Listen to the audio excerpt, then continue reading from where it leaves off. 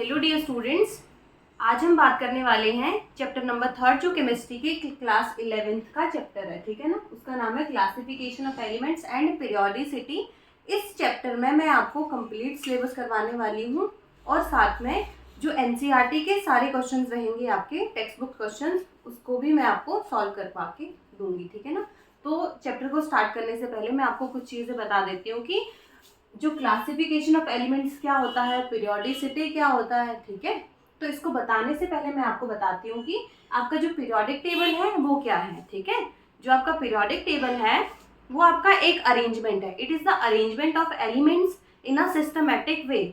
Systematic way में आपके elements को अरेंज करना ही पीरियोडिक टेबल कहा गया। आपने देखा होगा, जैसे कि आपको याद होगा, अगर आपने 9th में 10th में पीरियोडिक टेबल तो पढ़ा ही होगा। ठीक है। ये आपके लिए कोई ये चीज नहीं है कि बहुत नई चीज है। ठीक है। आपने देखा है हाइड्रोजन आपका कहाँ होता है, पीरियड नंबर 1 पे, और ये हीलियम है। इस तरह का कुछ पढ़ा है?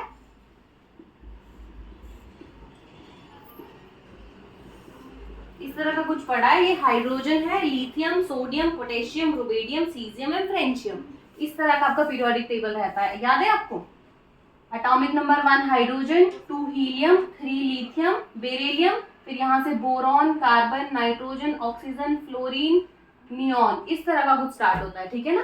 तो जो ये एलिमेंट्स को हमने अरेंज किया है, ठीक है, जो ये एलिमेंट्स को हमने अरेंज किया है, ये किस तरह से एक सिस्टमैटिक वे में अरेंज किया है, इसे ही हम क्या कहते हैं, पीरियोडिक टेबल। ठीक है ना।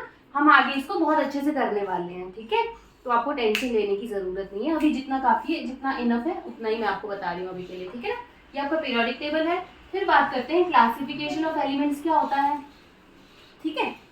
क्लासिफिकेशन ऑफ एलिमेंट्स में ये आपका इम्पोर्टेंट, हम किसी भी चीज को जब पढ़ते हैं तो उसका इम्पोर्टेंट रोल क्या रहता है। हम ऐसे तो कोई चीज पढ़ते नहीं है। जब इसकी डिस्कवरी हुई थी तो किसी रीजन की वजह से ही क्लासिफाई किए गए थे एलिमेंट्स। ठीक है ना। तो क्लासिफिकेशन ऑफ एलिमेंट्स इसलिए किया गया कि जो आपके एलिमेंट्स, मैंने देखो एक वर्टिकल रो में मैंने ये लिख दिए हैं सारे के सारे। ठीक है। लिख दिए ना मैंने सारे एलिमेंट्स। तो इनको एक पर्टिकुलर मैनर में लिखा गया है, जिसमें कि जो lithium, sodium, potassium, rubidium, caesium, francium, इनकी सारी प्रॉपर्टी सिमिलर है। तो इसीलिए एलिमेंट्स को एक क्लास में रखा गया था। ठीक है। ये आपकी क्लासिफिकेशन ऑफ एलिमेंट्स है कि जो आपके सिमिलर प्रॉपर्टी के एलिमेंट्स है उनको एक रो में या एक रो में रखा गया। ठीक है ना। इसे इसलिए हमें क्लासिफिकेशन ऑफ एलिमेंट्स की जरूरत पड़ेगी। अगर आप डेफिनेशन लिखना चाहते हो तो मैं आपको डिक्टेट करके बता देती हूँ, आप लिखिए। ठीक है ना। लिखो, classification of element is very important for the systematic study of elements. Clear है? तो आपका पीरियोडिक टेबल की बात हो गई, क्लासिफिकेशन ऑफ एलिमेंट्स की बात हो गई। Now we will discuss about the periodicity. Now what is the periodicity?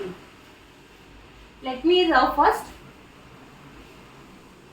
देखो, पहले मैं आपको समझाती हूँ, फिर मैं आपको बता दूंगी इसका क्या, इसका डिक्टेट फॉर्म में मैं आपको बता दूंगी। ठीक है ना। जैसे कि आपने देखा है, मैंने अभी पीरियोडिक टेबल ड्रॉ किया था, हाइड्रोजन, लिथियम, आपने लर्न किया होगा। अगर आपको ट्रिक पता होगी तो हम इसको ग्रुप नंबर 1 को किस तरह से लर्न करते हैं, हीना, लीना, ने, की, रुबीना, से, फ्रेंडशिप। ठीक है। बे, गम, का, सर, बड़ा। ठीक है ना। Hydrogen, lithium, sodium, potassium, rubidium, caesium, francium, beryllium, magnesium, calcium, strontium, barium, radium. ठीक है ना। तो ये आपका, मैं आपको कंप्लीट करवाने वाली हूँ, आपको टेंशन लेने की बिल्कुल भी जरूरत नहीं है। मुझे आपको पीरियोडिसिटी के बारे में बताना है, दैट्स व्हाई मैं आपको, मुझे ये लिखना पड़ रहा है, 2 रो मुझे लिखनी पड़ रही है। ठीक है ना।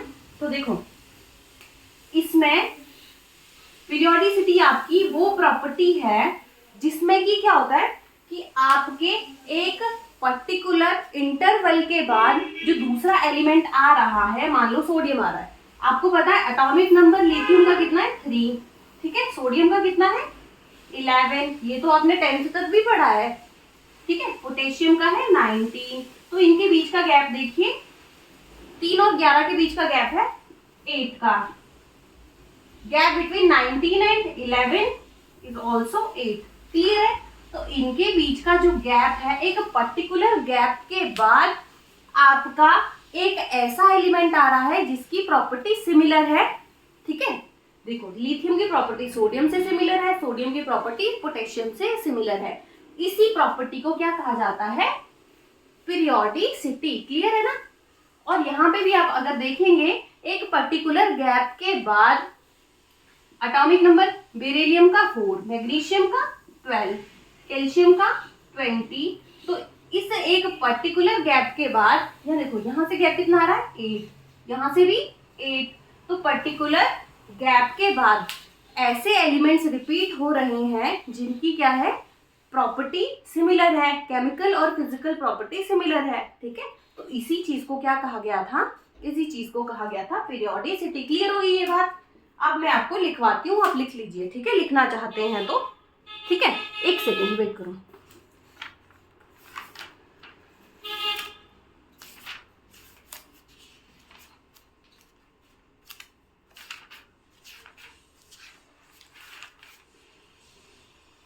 लिखिए, periodicity is the reoccurrence of similar properties of the element after certain regular interval when they are arranged in a periodic table on the basis of increasing atomic number। Clear हो गई इतनी बात? ठीक है ना? पीरियोडिसिटी हमारी clear हो गई है। मैं इसको इरेज कर रही हूँ अब सारा, ठीक है।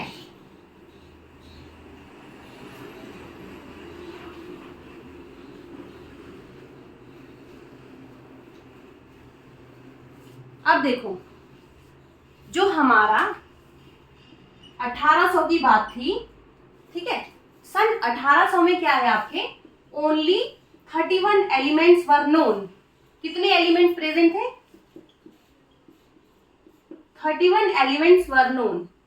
जैसे ही 1865 में हम पहुंचे तो साइंटिस्ट ने इतनी डिस्कवरी कर ली थी, जो 31 एलिमेंट्स थे वो आपके 63 एलिमेंट्स, जो पहले 31 एलिमेंट्स डिस्कवर हुए थे 1865 में 63 एलिमेंट्स की डिस्कवरी हो गई थी। क्लियर है ये बात? ठीक है ना? ये बात आपको क्लियर? आप इसको डिक्टेटिव फॉर्म में भी खुद लिख लेना, ठीक है ना? ये क्योंकि ये चीजें इतनी इंपॉर्टेंट नहीं है, ठीक है ना? अब देखो, अब जो एलिमेंट्स डिस्कवर हुए हैं, आपको ये तो पता ही होगा कि आज के टाइम में कितने एलिमेंट्स हैं। आपके पूरे पीरियोडिक टेबल में टोटल 118 एलिमेंट्स प्रेजेंट है। कितने हैं? 118 एलिमेंट्स, जिसमें कि आपको अगर अच्छे से ध्यान हो, इसको एस ब्लॉक एलिमेंट्स कहते हैं, ठीक है। और यहाँ पे आपके पी ब्लॉक एलिमेंट्स होते हैं, याद है? सॉरी, यहाँ पे आपके डी ब्लॉक एलिमेंट्स होते हैं, और यहाँ पे जो एलिमेंट्स है आपके वो कौन से हैं? वो पी ब्लॉक है, पी ब्लॉक है। और यहाँ नीचे कुछ दूसरे एलिमेंट्स रहते हैं, इसे एफ ब्लॉक एलिमेंट के नाम से कहा जाता है, ठीक है ना? ये आपका मैंने एक ब्रीफ बता दिया है कि आपका पीरियोडिक टेबल किस तरह से रहता है, ठीक है ना? इसको मैं बहुत अच्छे से अभी करवाने वाली हूँ आगे, ठीक है। 1-2 लेक्चर में मैं बहुत अच्छे से आपको क्लियर कर दूंगी, ठीक है ना? तो देखो, हमने अभी तक क्या पढ़ा? हमने सिर्फ ये चीजें पढ़ी है कि पीरियोडिक टेबल क्या होता है, ठीक है। ये क्या है? रीअरेंजमेंट ऑफ एलिमेंट्स, ठीक है। एलिमेंट्स को रीअरेंज करने का एक तरीका है जिसे पीरियोडिक टेबल कहा गया था, ठीक है। फिर क्लासिफिकेशन ऑफ एलिमेंट्स की क्यों जरूरत पड़ी? क्योंकि जो आपने एलिमेंट्स अरेंज किए थे वो एक सिस्टमैटिक वे में अरेंज किए थे, ठीक है, इसीलिए क्लासिफिकेशन ऑफ एलिमेंट्स की जरूरत पड़ी। फिर पीरियोडिसिटी की बात हुई ना, पीरियोडिसिटी की बात। अब देखो, अब चलते हैं, और मैंने आपको एक चीज और बताई कि जो आपके 1800 है, 1800 ईस्वी में क्या हुआ था कि आपके 31 एलिमेंट्स वर नोन ओनली, है ना। In 1865 there is the presence of 63 elements, ठीक है ना। तो इतने एलिमेंट्स आपके उस टाइम पे डिस्कवर हो गए थे, ठीक है। तो जो ये डिस्कवर एलिमेंट्स हुए हैं 63 एलिमेंट्स, तो जैसे जैसे इस पे काम होना स्टार्ट हुआ, साइंटिस्ट आते रहे, पहले कोई साइंटिस्ट आया, फिर दूसरा आया, फिर तीसरा आया, इस तरह से एलिमेंट्स की डिस्कवरी होती रही, ठीक है ना। क्लियर है इतनी बात? तो जो ये 63 एलिमेंट्स थे, तो सबसे पहले कौन साइंटिस्ट आए थे उनके बारे में हम पढ़ते हैं कि उन्होंने किस तरह से बताया होगा कि ये एलिमेंट्स की स्टडी किस तरह से हो रही है, या पीरियोडिक टेबल में इन 63 एलिमेंट्स को किस तरह से अरेंज किया गया होगा, ठीक है। तो सबसे पहले आपके आए थे डोबेरियन ट्रेड, ठीक है, डोबेरियन ट्रेड। कौन आए थे?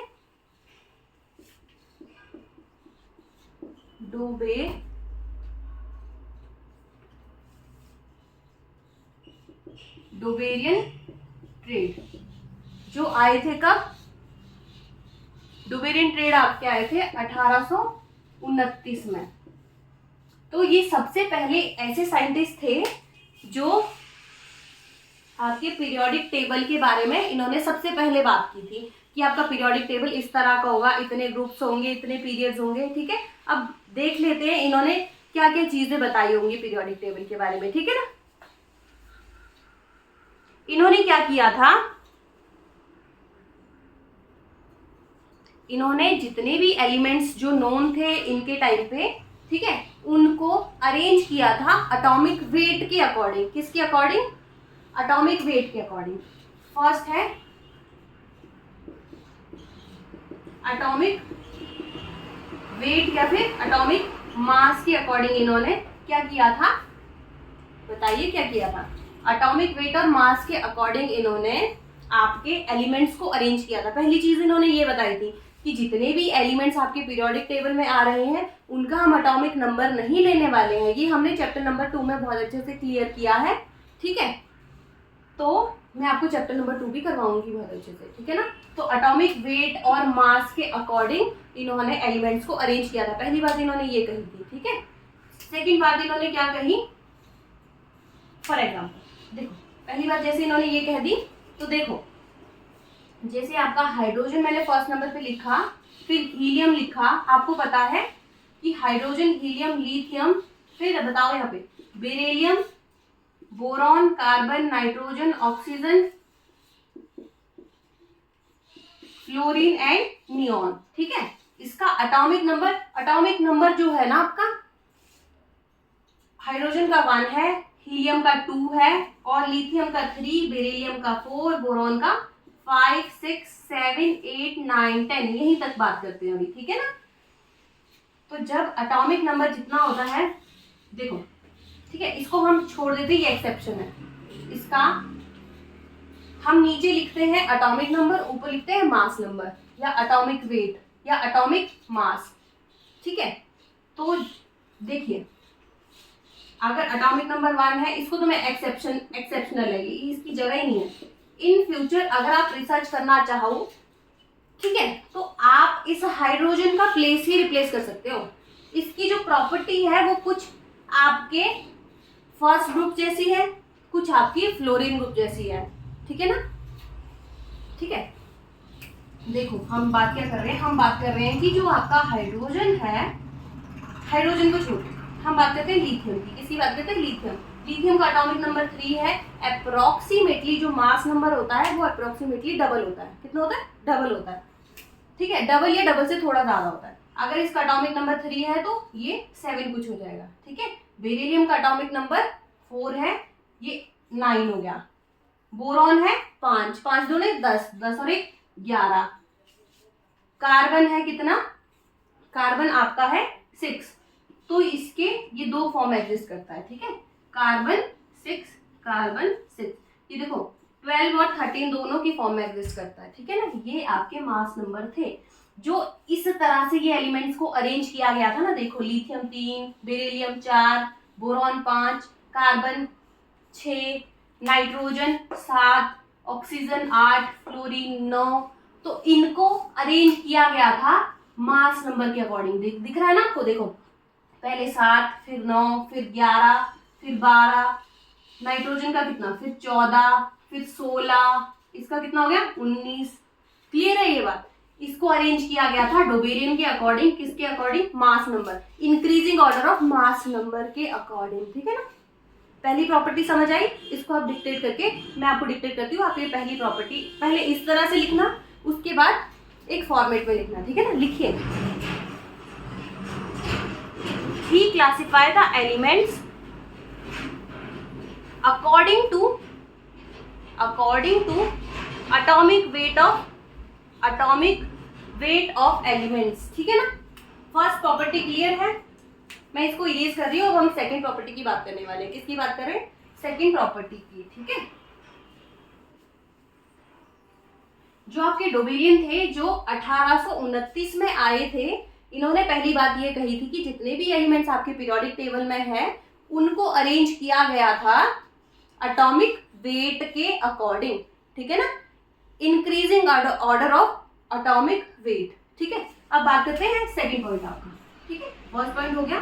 सेकंड पॉइंट ये है कि जैसे मैंने आपको ग्रुप्स बताए थे, याद है आपको, मैंने बोला था हीना लीना ने की रुबीना से फ्रेंडशिप, ऐसा कुछ बताया था, ये मैंने आपको बताया। और क्या बताया था, बेगम का सरबड़ा, ये मैंने 2 लाइंस बताई थी अभी, ठीक है, ठीक है कि नहीं है ठीक। तो इन्होंने क्या देखा कि जो आपका फर्स्ट एलिमेंट, इन्होंने ट्रेड बनाए थे, क्या बनाए थे, ट्रेड, ट्रेड मतलब 3 एलिमेंट्स का ग्रुप बनाया था। क्या किया था इन्होंने, 3 एलिमेंट्स का ग्रुप बनाया था इन्होंने। क्या किया था, he made the group of 3 elements. तो 1 2 3, ये भी 3 एलिमेंट्स का दूसरा ग्रुप बनाया। तो इन्होंने जैसे 3 एलिमेंट्स का ग्रुप बनाया तो इन्होंने क्या कहा था कि जो फर्स्ट एलिमेंट और थर्ड एलिमेंट है उसका जो मास है, एटॉमिक मास जिसे कहते हैं, मास कितना है इसका, अभी मैंने आपको बताया, जितना एटॉमिक नंबर है उसका डबल से थोड़ा सा ज्यादा होता है या डबल भी हो सकता है, ठीक है। अगर एटॉमिक नंबर कितना है, लिथियम का 3 है, तो मास नंबर कितना हो जाएगा 6, 6 में 1 प्लस किया तो 7 हो गया, ठीक है। पोटेशियम का एटॉमिक नंबर जल्दी बताओ मुझे, 19, मास नंबर कितना हो जाएगा, मास नंबर कितना हो जाएगा बताइए मुझे, 19 दूने कितना होता है 38, ठीक है, 38 में 1 प्लस कीजिए, कितना हो गया 39, क्लियर है। तो इन्होंने कहा कि जो आपका, जो इन्होंने ट्रेड लिया था उस ट्रेड में इन्होंने क्या कहा कि जो फर्स्ट एलिमेंट और थर्ड एलिमेंट का मीन लेंगे, मीन पता है ना आपको, एवरेज लेंगे, ठीक है। तो एवरेज जो आप लेंगे वो आपके सेकंड एलिमेंट का मास आ जाएगा, क्लियर है। मैं फिर से बताती हूँ, इन्होंने कहा था जो आपका फर्स्ट एलिमेंट और थर्ड एलिमेंट का जो मास है उसका जब आप मीन लेंगे तो वो आपके सेकंड या फिर मिडल एलिमेंट का मास आ जाएगा, क्लियर। देखते हैं, प्रूफ करके बताती हूँ, ठीक है। देखो, फर्स्ट एलिमेंट लिथियम है, उसका मास कितना है 7, थर्ड एलिमेंट कितना है, थर्ड एलिमेंट पोटेशियम है, उसका मास कितना है 39, उसका मीन ले लिया। मीन कैसे लेते हैं, जितनी भी चीजें आपको दी हुई है उसको प्लस कर दीजिए, साथ में अगर 2 नंबर्स है तो divided by 2 is equal to कितना हो गया 7 एंड 9 कितना होता है 16, 46 by 2 is equal to, divide करेंगे कितना आ गया 23, कितना आ गया 23। और आपको पता है सोडियम का जो एटॉमिक नंबर तो आपको पता ही है कितना 11 है ना 11, इसका डबल करेंगे कितना हो गया 22 हो गया, 22 में 1 ऐड करेंगे 23, समझे इतनी बात, तो इसका मास नंबर 23 हो गया। तो इन्होंने सिर्फ इतनी सी बात बताई थी कि इन्होंने 3 एलिमेंट्स का ग्रुप लिया था, क्या लिया था 3 एलिमेंट्स का ग्रुप लिया था। उस ग्रुप में इन्होंने बताया था कि जो फर्स्ट एलिमेंट का मास और थर्ड एलिमेंट के मास का मीन लिया जाए तो जो आपका सेकंड एलिमेंट है उसका, जो आपका मिडल एलिमेंट है उसका मीन आ जाएगा। Is it clear to all, ठीक है ना। अब यही चीज मैं इस पे अप्लाई करती हूँ, कर दूं, देखो इसको मैं इरेज कर देती हूँ, ठीक है ना। फर्स्ट प्रॉपर्टी होगी, सेकेंड हम बात कर रहे हैं। तो देखो, बेरिलियम का एटॉमिक नंबर 4, मैग्नीशियम का 12, कैल्शियम का 20, जितना एटॉमिक नंबर है डबल से थोड़ा ज्यादा, 4 दूने 8, 8 और 1 9, 12 है, 12 दूने 24, ठीक है। कैल्शियम 20, 40। ये आपको ऐसा नहीं है कि लर्न करने हैं, ठीक है, कुछ चीजें मैं आपको समझाने को बता रही हूँ। कुछ में ऐसे होता है डबल होता है, कुछ में डबल से 1 ज्यादा होता है, ठीक है। तो जैसे कैल्शियम है, इसका 20 सीधा डबल हो गया, 12 का 24 हो गया, ठीक है। तो देखो, आपको अभी तो पता है इसका क्या है, इसका एटॉमिक मास 24 है, अभी आपको पता है, पर ये बात है 1829 की, कब की बात है 1829 की। तो उस टाइम पे नहीं पता था कि कौन सा एलिमेंट कहाँ रखा जाए, मैग्नीशियम यहाँ रखा जाए इस सीरीज में या कहीं और ही रख दूं मैं, ठीक है, उनको ये चीज नहीं पता थी, ठीक है ना। तो उन्होंने ये एक्सपेरिमेंट्स किए थे, ठीक है, कुछ रीजन था इनको करने के पीछे कि उनको पीरियोडिक टेबल में जो एलिमेंट्स है उनको अरेंज करना नहीं आ रहा था, ठीक है ना। क्लियर है ये बात।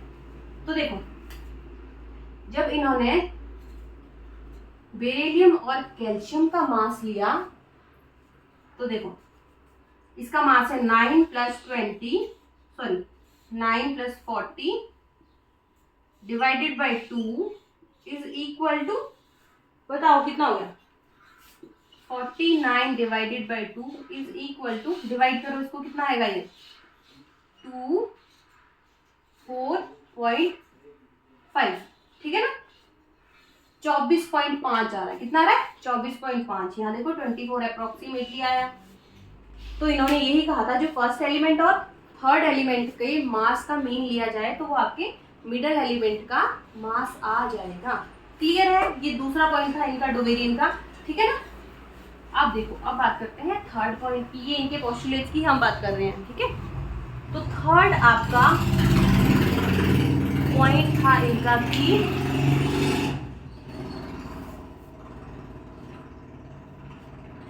थर्ड पॉइंट इनका ये था कि criteria for the classification of atomic, और थर्ड ये था कि जो अभी तक हमने इन्होंने क्या किया था, ग्रुप्स ऑफ 3 एलिमेंट्स जो इन्होंने लिए थे, इसको इन्होंने क्या कहा था, ट्रेड्स लॉ। क्या कहा था, ट्रेड्स लॉ। अगर आपको एग्जाम में पूछा जाए what is the trade law तो आप लिख देंगे। इनकी सिर्फ 2 ही बातें थी और जो मैंने आपको बहुत ही अच्छे से बता दी है। आई एम श्योर कि आपको ये बहुत अच्छे से क्लियर हो गया होगा, ठीक है। तो जो ये साइंटिस्ट थे इन्होंने इतनी बातें बताई और ये इनका काम खत्म हो गया यहाँ पे, पर इससे हमारा पूरा पीरियोडिक टेबल क्लियर नहीं हो पाया, ठीक है। और इनके कुछ ड्रॉबैक्स थे या लिमिटेशंस थी, क्या थी, लिमिटेशंस। इनकी लिमिटेशंस क्या थी कि देखो, कभी भी कोई साइंटिस्ट है आपका रिसर्च फील्ड में जाता है तो कुछ चीज़ें बताता है कि हाँ ये चीज़ें आपकी इस तरह से हो रही हैं, आपके ट्रेड इन्होंने बना दिया, ठीक है। जैसे लिथियम, सोडियम एंड पोटेशियम, ये ट्रेड इन्होंने बना दिया ना, और कहा कि ये इस तरह से ही अरेंज होंगे इस ग्रुप में, पर ये बता नहीं पाए कि इसको अरेंज होने के लिए क्या रीजन था, क्यों इसको हम इस तरह से अरेंज कर रहे हैं। तो ये इस चीज़ को बता नहीं पाए थे, इस चीज़ को ये बता नहीं पाए तो ये फिर इनका जो रिसर्च है उस पर बहुत से सवाल उठने लग गए, ठीक है। तो इस वजह से ये चले गए तपस्या करने, ठीक है। फिर आपके नए साइंटिस्ट आए, फिर जिन्होंने कुछ चीज़ें क्लियर करने की कोशिश की, ठीक है। अब हम उनके बारे में बात करेंगे, कौन से साइंटिस्ट आए थे, ये आपके डोबेरियन ट्रेड थे। अब हम बात करेंगे अब किसकी, अब आपके दूसरे साइंटिस्ट आने वाले हैं जिनका नाम है न्यूलैंड ऑक्टेव। कौन है, न्यूलैंड ऑक्टेव लॉ या न्यूलैंड थे, जो आपके सेकंड साइंटिस्ट आए थे जिन्होंने पीरियोडिक टेबल के बारे में बात की थी। और ये कब आए थे, ये आए थे 1865 में। कब आए थे, 1865 में ये आए थे। और इन्होंने क्या बताया था वो चेक करते हैं हम, ठीक है ना। इन्होंने क्या बताया था मैं आपको बताती हूँ, ठीक है। इन्होंने पहली बात ये बताई थी कि जो आपके एलिमेंट्स है उसको अरेंज किया गया according to increasing order of atomic mass, ठीक है। पहली बात तो इन्होंने यही कही, आप लिख देना जो मैंने आपको बताया, ठीक है। क्या बोला मैंने आपको, he arrange the elements in increasing order of their atomic masses. जो आपके डोबेरियन ने कहा था वही आपके न्यूलैंड ऑक्टेव ने भी कहा था। क्लियर हो गई इतनी बात, ठीक है ना। उन्होंने एलिमेंट्स को, he classify elements in increasing order of atomic masses. Clear है, ठीक है ना। ये एटॉमिक है, इसको पूरा ये इंक्रीजिंग, ये इंक्रीज का साइन मैंने बनाया है, ठीक है ना। ओके, अब देखो एलिमेंट्स को इन्होंने किस तरह से अरेंज किया था, increasing order of atomic masses के अकॉर्डिंग, जैसे डोबेरियन ने किया था, ठीक है। सेकंड है कि इन्होंने जो एलिमेंट्स की बात की थी अप टू 20, है ना, लिखो ही अरेंज, देखो he arrange the elements, he arrange the elements up to 20 तक ही ये एलिमेंट्स को अरेंज कर पाए थे। क्लियर है? मैं इसको इरेज करती हूँ, लिख दिया ना आपने, अब मैं बनाती हूँ। देखो hydrogen, helium, lithium, lithium, beryllium, boron, carbon, nitrogen, oxygen, fluorine and neon. यहाँ पे बताओ क्या आता है? हीना, लीना, ने, बेगम, मैग्नीशियम, एल्यूमिनियम। वैसे आपको लर्न होगा 30 तक तो पीरियोडिक टेबल सबको लर्न होता है 10 तक, ठीक है ना। एल्यूमिनियम, जल्दी बताओ, एल्यूमिनियम के बाद क्या आता है? जल्दी जल्दी। सिलिकॉन, फॉस्फोरस, सल्फर, आगे क्लोरीन, आर्गोन, ठीक है। Potassium, calcium. Atomic number hydrogen का 1 2 3 4 5 6 7 8 9 10 11 12 13 14 15 16 17 18 19 20। ये आपके एलिमेंट्स की 20 तक ही बात कर पाए थे, ठीक है। तो सेकंड पॉइंट पहले की इन्होंने अरेंज किया एलिमेंट्स को इंक्रीजिंग ऑर्डर ऑफ एटॉमिक मास, इस फॉर्मेट में इन्होंने अरेंज किया, ठीक है। पहली बात इनकी सबने, इन्होंने बाकी लोगों ने भी कहा कि चलो ठीक है, ये तो डोबेरियन ने भी बताया था, इसमें क्या नया है, पर इन्होंने एक चीज और बताई थी, वो ये बताई थी कि ये चीज आपको क्लियर होगी, मैं इसको इरेज कर रही हूँ, ठीक है। पहला पॉइंट तो इन्होंने वही दिया था। सेकंड पॉइंट इन्होंने क्या दिया? सेकंड पॉइंट इन्होंने ये दिया, फर्स्ट पॉइंट हो गया ना इसका, सेकंड पॉइंट की बात करते हैं। इन्होंने कहा था हर एक एलिमेंट 8th नंबर पे जो आएगा, है ना, देखो यहां से अगर मैं एटॉमिक नंबर बता लिथियम का 3 यहाँ लिखती हूँ मैं, ठीक है, 3 4 5 6 7 8 9 10 11 12 13 14 15 16 17 18 19 एंड 20, ठीक है। तो इन्होंने कहा था कि आपका जो 8th नंबर पे एलिमेंट आएगा, ठीक है, हर एक 8th नंबर पे एलिमेंट आएगा अप टू 20 तक पीरियोडिक टेबल में, उसकी प्रॉपर्टी सिमिलर होगी। फॉर एग्जांपल यहाँ देखो 3 के बाद गैप कितना है? 8 का।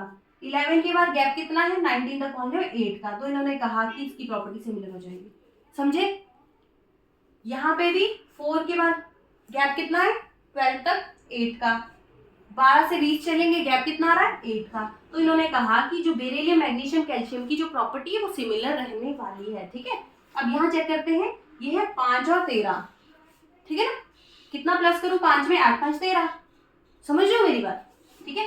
तो 8 के गैप के बाद, 8 के गैप के बाद आपका जो प्रॉपर्टी आने वाली है नेक्स्ट एलिमेंट की, वो सिमिलर हो जाएगी फर्स्ट एलिमेंट से, ठीक है। ये बात इन्होंने कही थी। अब यहाँ से यहाँ का 6 से 14 के बीच का गैप 8 है, 7 से 15 के बीच का गैप 8 है, ठीक है। 8 और 16 के बीच का गैप 8 है। 9 और 17 के बीच का गैप कितना है? 8 है। उस टाइम पे नोबल गैसेस आपकी डिस्कवर नहीं हुई थी, वो ऐसा टाइम था जब ये जो आपका नोबल गैसेस की डिस्कवरी नहीं हुई थी। Clear? Is it clear to you? तो इन्होंने सेकेंड बात क्या कही? इन्होंने कहा था, समझ गए ना मैंने क्या बोला? इन्होंने सिर्फ आपको ये चीज कही थी कि जो आपके एलिमेंट्स है अप टू 20 एक्सेप्ट हाइड्रोजन। मैंने आपको कहा था हाइड्रोजन एक एक्सेप्शन है, हाइड्रोजन इज द एक्सेप्शन। ये पीरियोडिक टेबल में आपकी इस पोजीशन पे आपकी मर्जी नहीं है। इन फ्यूचर अगर आप कभी रिसर्च करना चाहो इस फील्ड में, तो क्या पता हाइड्रोजन को आप कहीं और ही ले जाओ, ठीक है ना। तो इन्होंने कहा था जो ये 3 एलिमेंट्स हैं, है ना, 3 एलिमेंट, इन्होंने एलिमेंट्स को इस तरह से रखा था कि 8th एलिमेंट की प्रॉपर्टी सिमिलर है, like a musical scale. Musical scale में आपको पता है ना, सा रे गा, कितने आपके साउंड्स होते हैं, या कितने आपके म्यूजिकल स्केल में आपको याद है ना, सा रे गा मा पा धा नी सा। ये देखो सा 1 2 3 4 5 6 7 8। इन्होंने कहा था कि हर एक 8th एलिमेंट आपका म्यूजिकल स्केल के अकॉर्डिंग ही चलेगा, हर साउंड आपके 8 नंबर पे रिपीट होने वाली है। तो इसका रीजन इन्होंने सिर्फ ये दिया था, ठीक है। क्लियर हो गई ये बात? मैं डिक्टेट कर देती हूँ, आप लिख लीजिए, ठीक है। ठीक है, he arrange elements in order of their increasing atomic masses and the property of every 8th element were similar to first element like musical scale. This is known as the law of octave. अगर आपके examination में पूछा जाए describe the law of Octave law, describe Octave law, ठीक है, तो आप क्या लिखेंगे? He says that every 8th element in a periodic table repeat its property, ठीक है, is called a law of octave as similar to musical scale। फिर आपने म्यूजिकल स्केल में ब्रैकेट में लिख देना सा रे गा मा पा धा नी सा, ठीक है। ये सा आपके 8th नंबर पे फिर से रिपीट हो रहा है, ठीक है। क्लियर हो गई इतनी बात? ठीक है जी। अब बात करते हैं इनकी लिमिटेशन। इन्होंने 2 बातें बताई, डुबेरी ने भी 2 बातें बताई। अब लिमिटेशंस की बात करते हैं, ठीक है। इन्होंने ये चीजें बता तो दी, पर अब लिमिटेशंस भी तो होंगी इसकी कुछ। अब जो दुनिया में काम बहुत करते हैं, पर उस चीज पे आपको उंगली करने वाले बहुत होते हैं ना, कि वो कहते हैं कि आपने ये चीजें तो बता दी, है ना। अब ऐसा तो है नहीं कि आपकी मर्जी चल रही है, ये तो साइंस चल रही है, सारे गामा पा, आप एक म्यूजिकल स्केल के साथ केमिस्ट्री को रिलेट कर रहे हैं, ये तो कोई बात नहीं हुई, है ना। आप रीजन बताइए हमें कि जो आपका फर्स्ट एलिमेंट और आपका जो आपका एलिमेंट का एटॉमिक नंबर 3 और ये है, इसकी प्रॉपर्टी सिमिलर क्यों हो रही है? पीरियोडिसिटी की बात हो रही है ना, ये कि जो आपका फर्स्ट एलिमेंट और सेकंड एलिमेंट है उसकी जो प्रॉपर्टी है वो सिमिलर क्यों हो रही है, ठीक है। तो वो इसको नहीं बता पाए तो फिर इनका रिसर्च वर्क यहीं पर खत्म हो गया, ठीक है ना। क्लियर है इतनी बात? मैं इसको इरेज कर देती हूँ। Is it clear to you? तो ये इसकी लिमिटेशंस थी। आप लिखना चाहो तो लिमिटेशंस लिख लेना, ठीक है। Limitations of Octave law. पहला क्या है? He does not explain the periodicity, ठीक है, पीरियोडिसिटी की बात नहीं कर पाया था। सेकंड क्या है? It is applied up to calcium only, ये सिर्फ 20 एलिमेंट तक प्रॉपर्टी सिमिलर की बात कर रहा था, ठीक है। उससे आगे तो इसने बताया नहीं। पूरे पीरियोडिक टेबल में कितने एलिमेंट्स है? 118 एलिमेंट है, अब तो 118 है, उस टाइम पे भी 63 एलिमेंट तो प्रेजेंट है, तो उसकी बात भी नहीं बता पाया, है ना। This is applicable up to 20 elements, ठीक है ना। तो इसलिए इनका जो रिसर्च वर्क है वो यहीं पर खत्म हो गया। ये भी चले तपस्या में, ठीक है ना। ये भी इन्होंने क्या किया कि अब मेरा काम तो खत्म हो गया, मुझसे इतना ही हो रहा है, तो इन्होंने काम छोड़ दिया, ठीक है। उसके बाद आप क्या है? तीसरे साइंटिस्ट। कौन है? थर्ड साइंटिस्ट, ठीक है।